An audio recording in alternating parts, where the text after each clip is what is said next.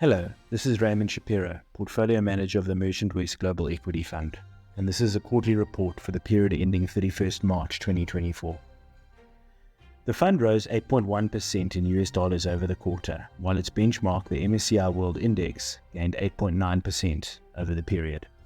The MSCI Emerging Markets Index gained 2.4% over the quarter.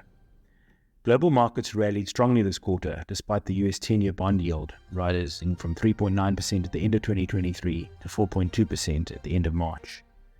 Markets were buoyed by stronger than expected US growth, which overshadowed interest rates remaining higher for longer than expected.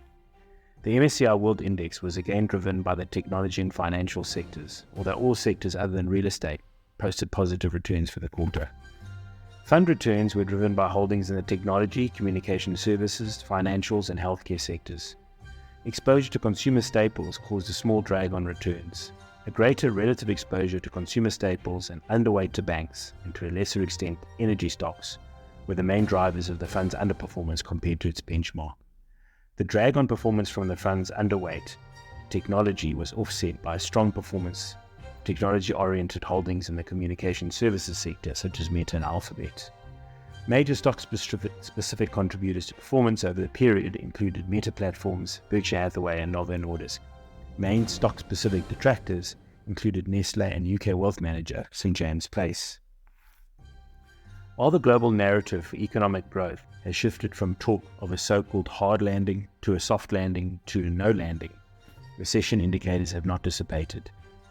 These include inverted yield curves, tight credit conditions, and disrupted trade flows. In addition, the world is facing increased uncertainty due to geopolitical tensions, conflicts in Ukraine and the Middle East, and a potential political change across the globe, with more than half the world, including the US and the UK, facing national elections in 2024. On the upside, rate cuts are still expected throughout 2024 and 2025 on the back of forecast cooling inflation.